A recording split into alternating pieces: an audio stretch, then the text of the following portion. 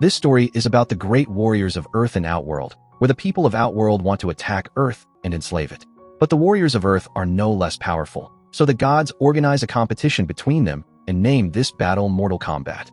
There are a total of 10 tournaments in this competition, out of which Outworld has already won 9. But one tournament still remains.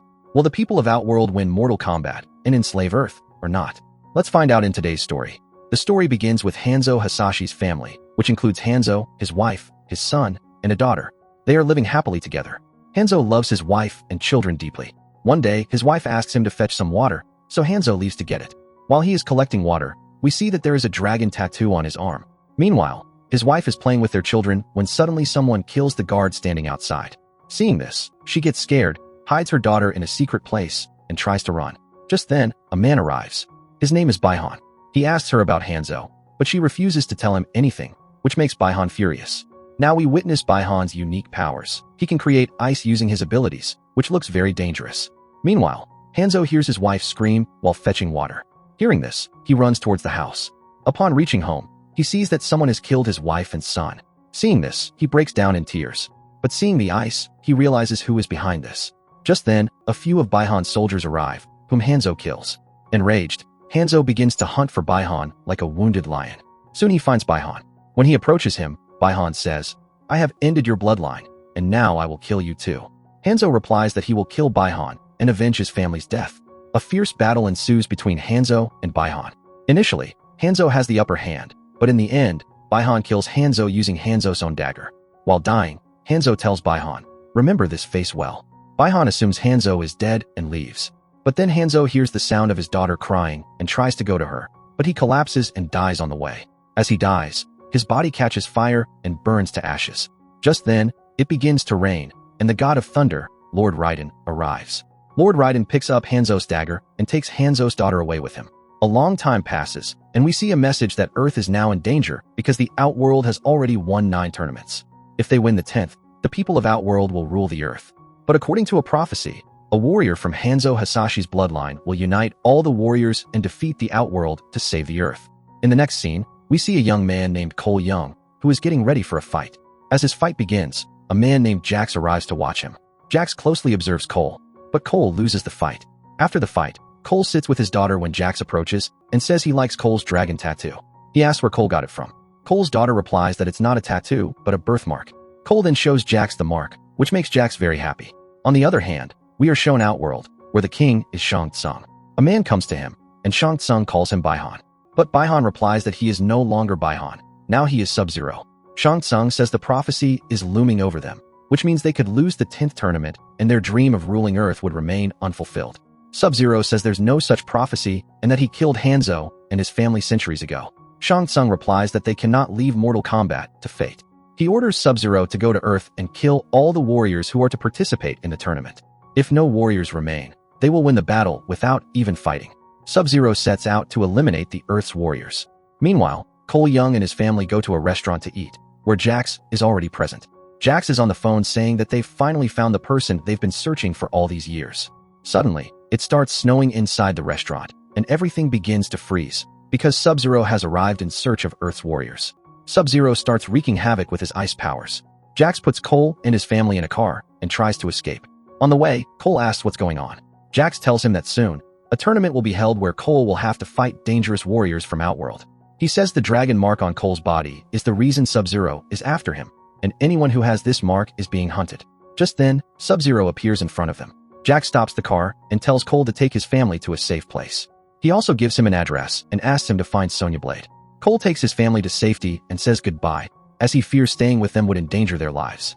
Now we see Jax fighting Sub-Zero. As Jax attacks him with a gun, Sub-Zero freezes the gun itself and then brutally attacks Jax. He freezes both of Jax's arms and shatters them, leaving him severely injured and throwing him down. Meanwhile, Cole, having secured his family, tells his wife that he needs to leave because the Outworld warriors are after him due to the dragon mark, and his presence puts them at risk. Then Cole leaves in search of Sonya Blade. We're taken back to Outworld, where a girl named Melina tells her father Shang Tsung that Sub-Zero has killed one of Earth's warriors, but one has escaped. Shang Tsung tells her to order their warriors to kill the rest of Earth's fighters quickly so they can win the war without the tournament and rule Earth peacefully. Meanwhile, Cole Young reaches Sonya Blade, who initially mistakes him for an enemy and attacks him. But Cole shows her the dragon mark, which makes her realize who he is. She takes him to her home. There, Sonia tells Cole that 7 years ago, when she and Jax went to Brazil to catch a most wanted criminal, they encountered a man with strange powers who easily killed all their men. That man also had a dragon mark. When Jax killed him, the mark appeared on Jax's body. That's when they started researching the mark.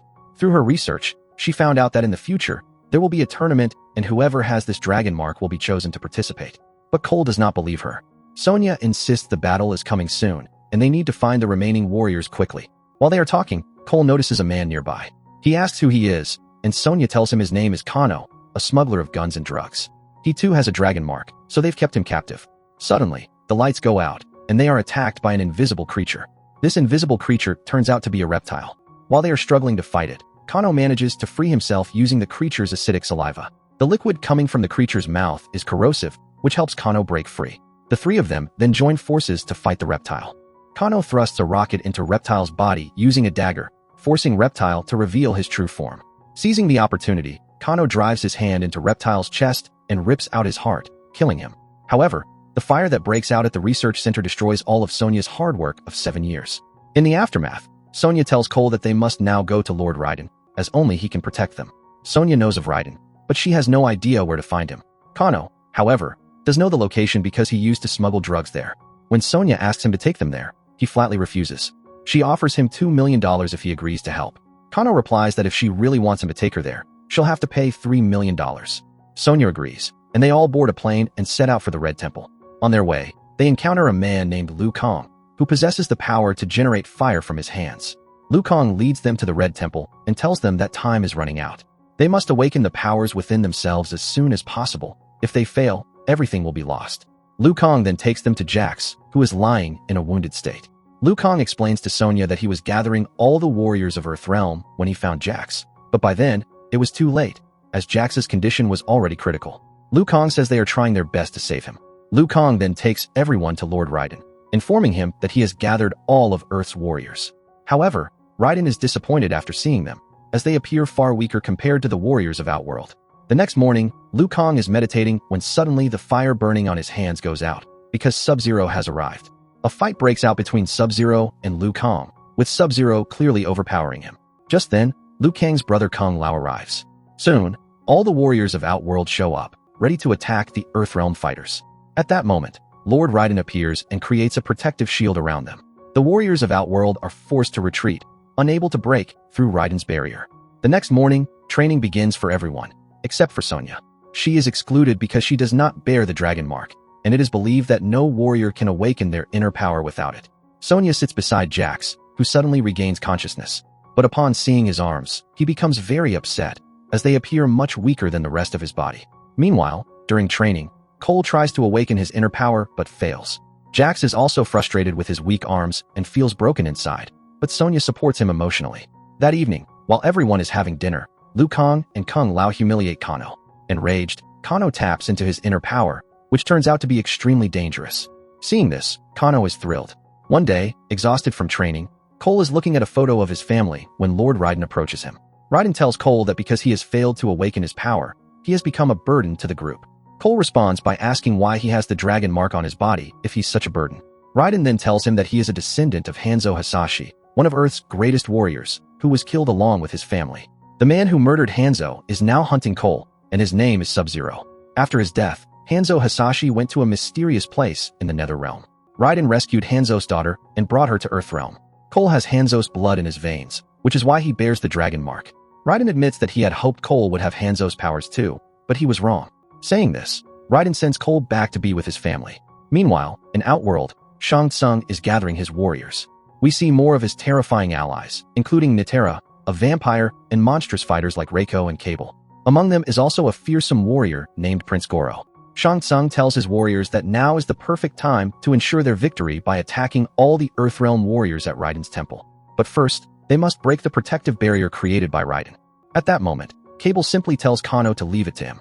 After that, Cable goes to the Raiden temple and meets Kano. Cable tells him that if he joins their side, they will gift the Raiden temple to him. Now, since Kano was greedy, he gives in to temptation and breaks the protective shield of the Raiden temple. This allows all the warriors from Outworld to reach there, and now a fierce battle begins between the warriors of Earth and the warriors of Outworld. The warriors from Outworld start overpowering the warriors of Earth. Meanwhile, Cole Young senses someone is coming. When he steps outside, a four-armed monster named Prince Goro appears in front of him, which frightens him greatly. But to protect his family, he is forced to fight him. In this fight, the monster badly beats Cole Young, and just when he is about to kill Cole Young, his wife attacks the monster with an axe, which enrages the monster even more. He then goes to kill Cole Young's wife. Out of fear of losing his family, the power within Cole Young awakens, and he kills the monster. In the next scene, we see Melina confronting Sonya. She tastes Sonya's blood and says that this blood does not belong to a chosen warrior, so she doesn't kill her. But Kano tells her that her death is written at his hands. Kano attacks her, throws her down, and using his laser light, drops a large piece of a statue on her, causing her to fall below. Now we see a fight between Kung Lao and Nitara, where Kung Lao slices Nitara straight through. When Jax regains consciousness, he helps Sonya, who is trapped under a rock. At that moment, Jax too unlocks his inner power, which enables him to lift and throw the massive rock with ease. Just then, Lord Raiden arrives and summons Cole Young for the battle, as he has realized that Cole has discovered his powers. However, Raiden knows that the warriors of Earth cannot withstand the warriors of Outworld, so he begins to leave. But just then, Sub-Zero stops Cole Young from leaving. While trying to save Cole Young, Kung Lao sacrifices his life. Lord Raiden takes them all to the realm of the Elder Gods, as people from Outworld cannot reach there. Upon reaching, they begin planning a strategy to defeat the warriors of Outworld. Lord Raiden gives Cole Young the dagger of Hanzo Hasashi and tells him that if he uses it in the battle, the spirit of Hanzo Hasashi will fight alongside him. According to their plan, Jax fights Reiko, Sonya fights Kano, Liu Kang fights Cable, and Cole Young fights Melina. First, Jax crushes Reiko's skull with both his hands and kills him. Then, Sonya kills Kano, due to which all of Kano's powers transfer to her. On the other hand, Liu Kang traps Cable in mud and kills him. But Melina proves too strong for Cole Young. Just then, Sonya arrives and kills Melina in a single strike. Meanwhile, we see Cole Young's family preparing to go somewhere. At that moment, Sub-Zero arrives. In the next moment, we see Sub-Zero with Cole Young. He shows Cole Young his daughter's bracelet. Upon seeing the bracelet, Cole realizes that his family is in danger. Without thinking, he rushes after Sub-Zero. Upon reaching, he sees that Sub-Zero has frozen his family in ice. Sub-Zero then attacks Cole Young, and a fight begins between them. Sub-Zero starts overpowering Cole Young. Cole attacks Sub-Zero with Hanzo Hasashi's dagger, but Sub-Zero snatches the dagger and uses it against Cole, causing the blood of both Cole and Hanzo Hasashi to mix. This results in Hanzo Hasashi arriving to settle his old score with Sub-Zero. A grand battle begins between the three of them, Cole Young, Hanzo Hasashi, and Sub-Zero. In the end, Cole Young and Hanzo Hasashi together defeat and kill Sub-Zero. Now, Cole Young frees his family from the ice and covers them with a blanket. Just then, Lord Raiden and Cole Young's allies arrive. Liu Kang lights a fire to warm up Cole Young's family. Suddenly, Shang Tsung arrives and says, "Even though you've won this battle, I will not let my dream of ruling Earth be shattered. Next time, I will return with my entire army to conquer Earth." At that moment, Lord Raiden attacks him, and Shang Tsung flees from there. And with that, this story comes to an end. So, no matter how powerful evil may be, in the end, it must bow before good. That's all for today's story. We'll meet again with another fun story. Until then, thank you.